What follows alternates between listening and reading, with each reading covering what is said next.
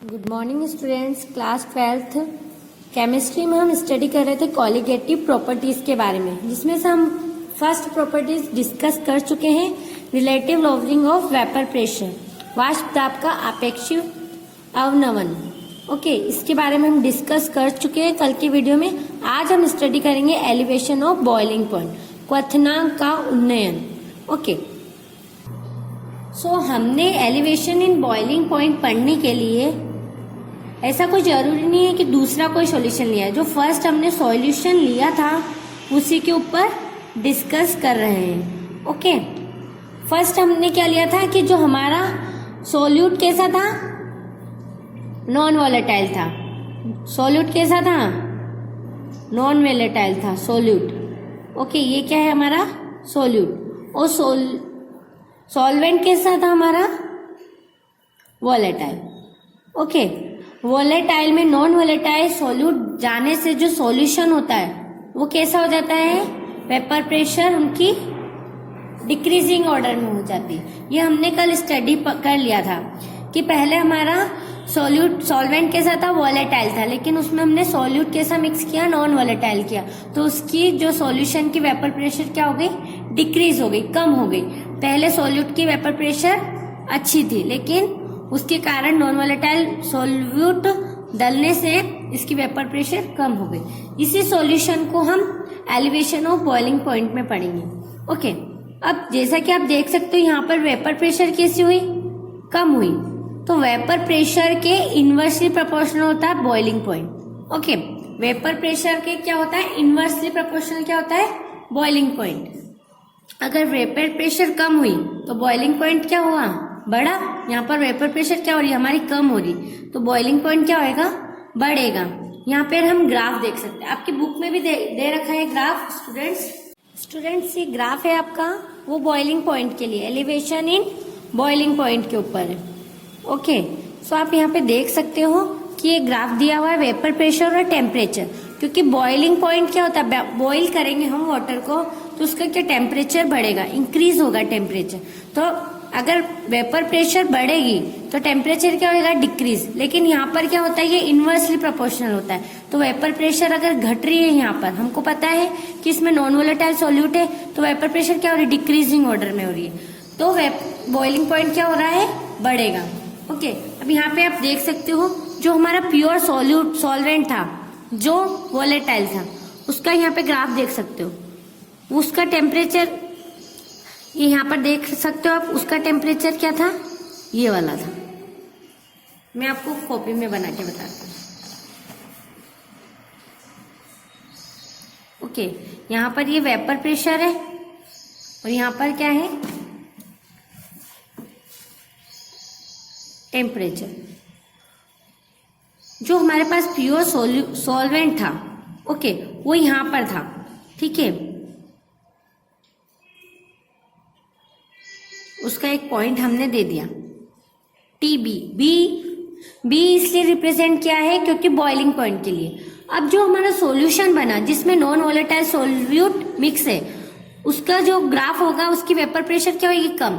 यहाँ पर क्या हो रही है, वेपर प्रेशर बढ़ रही है, लेकिन यहाँ पर तो इसकी बढ़ी हुई है, लेकिन अब कम करना है, मतलब इससे नीचे आएगा ना ग्राफ।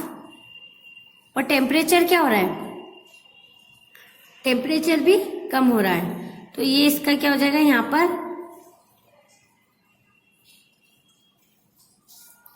ये टी नॉट बी। ओके, अब इसका हमको टोटल टेम्परेचर निकालना है, डेल टी बी। ओके, तो हम ये कैसे फाइंड करेंगे, टोटल डेल टी बी निकालने के लिए क्या करेंगे, जो बड़ा होता है उसमें से हम क्या करते, छोटे को माइनस करते। तो बड़ा हमारे पास क्या है, इसका वेपर प्रेशर हमारे लिए बड़ा है और इसका क्या है, कम है, तो हम क्या लेंगे, T B minus T not B. आपकी बुक में 1, 2 जो भी यहाँ पे सिंबल ले रखा है वो लिख सकते हो, लेकिन मैंने यहाँ पे बॉइलिंग पॉइंट के लिए बी यूज किया है। ओके, अब जो डेल टी होता है, टी बी, जो बॉइलिंग पॉइंट का, वो डायरेक्टली प्रोपोर्शनल होता है मोलेलिटी। हम पढ़ चुके हैं मोलेलिटी के बारे में। ओके, जो डायरेक्टली प्रोपोर्शनल किसके होता है, मोलेलिटी के। और मोलेलिटी, अब आपको पता है कि जब डायरेक्टली प्रोपोर्शनल का साइन लगता है, मतलब इसको इक्वल टू में लाने के लिए हमको कुछ क्या रखना पड़ेगा, कांस्टेंट रखना पड़ेगा। ओके, तो हम जब इसको हटाएंगे इक्वल टू, यहाँ पे कांस्टेंट क्या आ जाएगा, केबी। केबी क्या होता है हमारा, मोलर एलिवेशन कांस्टेंट। ओके, ये आपका क्या हो गया, एलिवेशन ऑफ बॉइलिंग पॉइंट। अब जो एलिवेशन ऑफ बॉइलिंग पॉइंट होता है उसकी भी एक एप्लीकेशन होती है, जैसे कि हमने फर्स्ट वाले में एप्लीकेशन क्या पढ़ा था। अब यहाँ पे मोलेलिटी आ गई है, आपको दिख रही है मोलेलिटी। फर्स्ट वाले में भी हमने क्या पढ़ा था कि वो क्या किसके लिए फाइंड करा था, हमने जो राउल्ट्स लॉ में पढ़ा था। तो उसको हम फाइंड किस लिए करते हैं, क्योंकि वो मोलर मास ऑफ सॉल्यूट का फाइंड करते हैं, उसके द्वारा भी हमने राउल्ट्स लॉ में पढ़ा था। इसमें भी हम, ये मोलेलिटी दिख रही है, मोलेलिटी में क्या करते हैं, मास को फाइंड करते हैं। इसमें भी हम क्या करते हैं, एलिवेशन ऑफ बॉइलिंग पॉइंट की एप्लीकेशन क्या है, we can find molar mass of solute. जो सोल्यूट हमने डाला है नॉन वोलेटाइल, उसके मोलर मास कितने, वो फाइंड करने के लिए हमने elevation in boiling point. Okay, तो हमने जब देखा del TB is equals to KB M, हमने देखा है कि मोलेलिटी का फॉर्मूला क्या होता है। आपने पढ़ा होगा ना मोलेलिटी का formula, number of moles of solute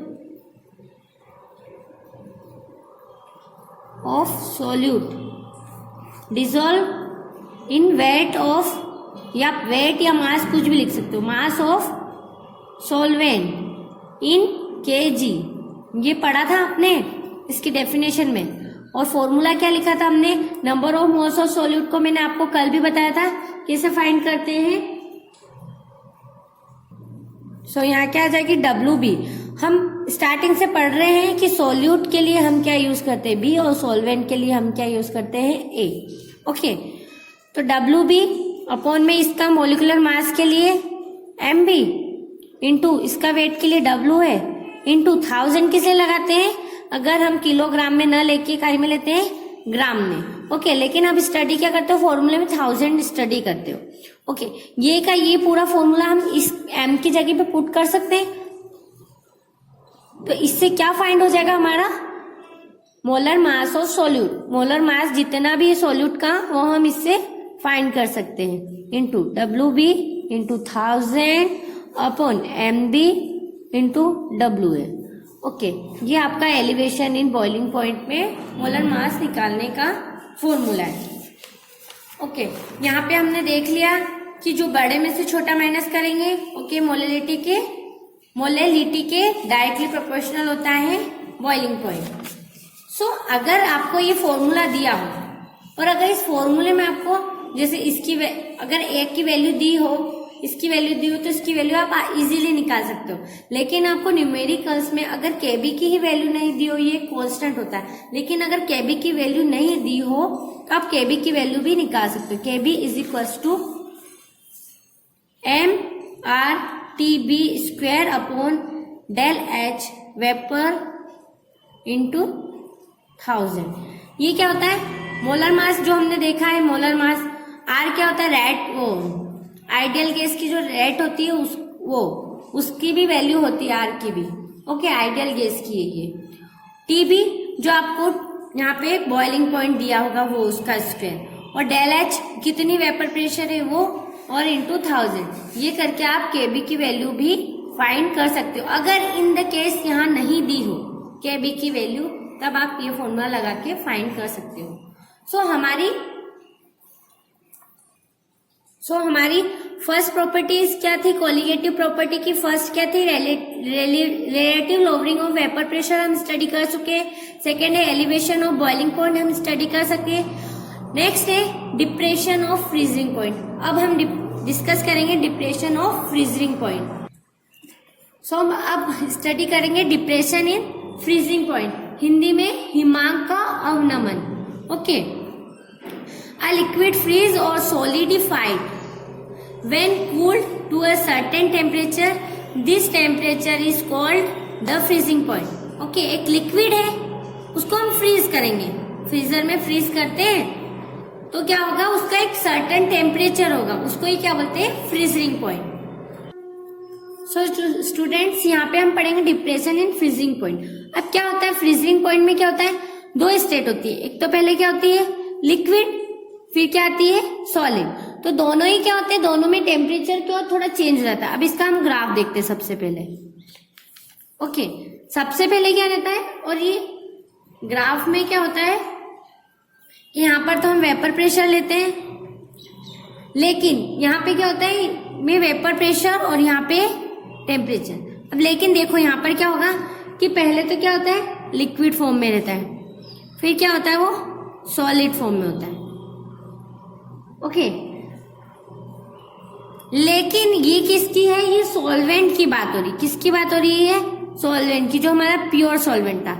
लेकिन जब प्योर सॉल्वेंट नहीं है, उसमें नॉन वोलेटाइल सॉल्यूशन ऐड कर दिया गया है, तो वो सॉल्यूशन बन गया. उसका क्या होगा, वो क्या हो जाएगा, उसका वेपर प्रेशर क्या होगा, उससे कम. तो ऐसा तो है नहीं, इससे ऊपर जाएगा, उससे क्या होगा, नीचे आ जाएगा. मान लो इसका यहाँ पर ये क्या होता है, यहाँ से ये लिक्विड क्या होता है, सॉलिड होना स्टार्ट कर देता है. तो जो ये सॉल्यूशन है हमारा नॉन वोलेटाइल, उसका क्या होगा, थोड़ा देर बाद में यहाँ पर क्या होगा, सॉलिड होना स्टार्ट करेगा. तो यहाँ पर इसको क्या बोलते हैं, TF, जो हमारा सॉल्वेंट का है उसको क्या बोलेंगे, TF. F means freezing point. और ये जो सॉल्यूशन है हमारा, जो जिसमें क्या ऐड है, नॉन वोलेटाइल सॉल्यूट ऐड है, तो उसका क्या होगा, ये थोड़ी देर बाद फ्रीज होना स्टार्ट करेगा. नॉर्मल जो हमने वाटर लिया है उसकी वेपर प्रेशर ज्यादा है, तो वो क्या होगा, जल्दी फ्रीज हो जाएगा. लेकिन जो हमने सॉल्यूशन बनाया है जिसमें नॉन वोलेटाइल सॉल्यूट ऐड है, वो क्या करेगा, थोड़ी इस वाले नॉर्मल सॉल्यूशन से, सॉल्वेंट से ज्यादा टाइम लेगा फ्रीज होने में. ओके, फिर ये यहाँ पर T0F, यहाँ पर ये इसका T0F हो गया. अब क्या होता है, हमेशा क्या करते हैं, हम बड़े वाले में से छोटे वाले को माइनस करते हैं. तो डेल TF फाइंड करने के लिए क्या करेंगे, यहाँ बड़ा कौन सा है, डेल T0F है, तो T0F माइनस TF. ओके, ये इससे हम फाइंड कर सकते हैं. और जो डेल्टा T है वो यहाँ पर भी डायरेक्टली प्रोपोर्शनल किसके होता है, मोलालिटी के. डेल्टा T है जो डायरेक्टली प्रोपोर्शनल किसके होता है, मोलालिटी के. और इसका कांस्टेंट हटाएंगे, सॉरी ये F है, डेल्टा TF का तो क्या आ जाएगा, KF.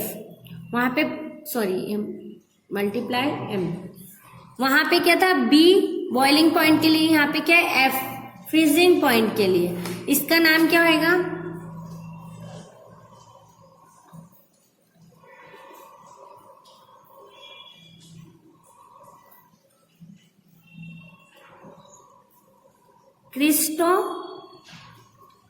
क्रिस्टोस्कोपिक कांस्टेंट.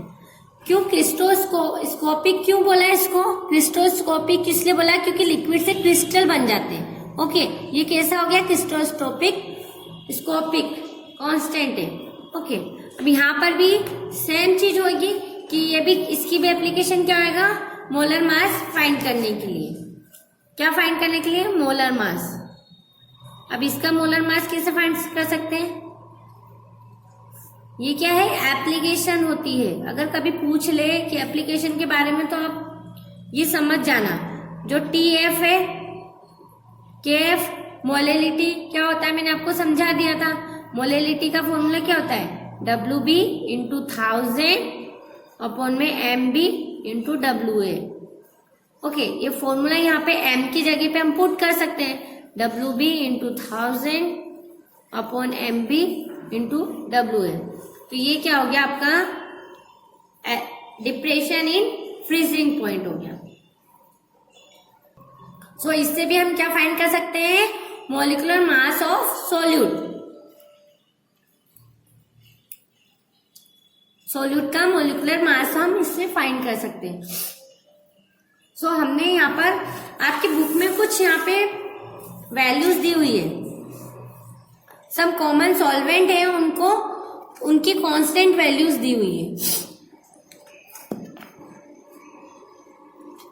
वाटर की, इथाइल अल्कोहल की, वाटर नॉर्मल अच्छा सॉल्वेंट है, सबसे प्योर सॉल्वेंट है, उसकी फ्रीजिंग पॉइंट क्या है 273 और KF इतना है 1.86। फिर इथाइल अल्कोहल मतलब इसमें कुछ ऐड होता जा रहा है वाटर के अंदर, benzene, chloroform, carbon tetrachloride, carbon sulphide, तो इनकी क्या हो रही है फ्रीजिंग पॉइंट डिक्रीज भी हो रही है और किसी की बढ़ भी रही है। ओके, ऐसे ही आपके बॉइलिंग पॉइंट के भी कुछ यहाँ पे दे रखे थे, इनके बॉइलिंग पॉइंट्स दे रखे थे। ये जो water, ethyl alcohol, benzene, chloroform, इन सब की क्या दे रखे, बॉइलिंग पॉइंट्स दे रखे। और ये आपकी केबीज की वैल्यू है, जैसे वाटर की केबी की वैल्यू क्या होगी 0.52। कुछ आपको याद कर सको तो आप याद भी कर सकते हो, उससे हमको फॉर्मूला लगाने की जरूरत नहीं रहेगी। वैसे तो आपको क्वेश्चन में दिए जाएंगे, लेकिन कुछ आप याद कर सकते हो। ओके, इसी प्रकार से आपको न्यूमेरिकल्स इसके सॉल्व करने पड़ेंगे। और नेक्स्ट अब हमने डिस्कस कर लिया है relative lowering of vapour pressure, elevation of boiling point, depression of freezing point. Next osmotic pressure of solution, ये हम स्टडी करेंगे नेक्स्ट वीडियो में।